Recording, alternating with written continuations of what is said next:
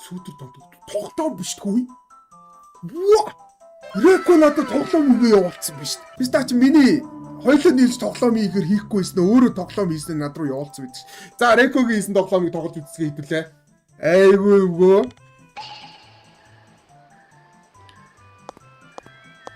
Fucking бензин колонк. Манай Реко бол колонкт ажилладаг юм байлаа. Дуусаш.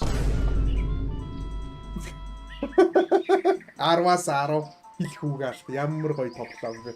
10-аас 10 өөр үнэлгээ алга юм тоглоомд.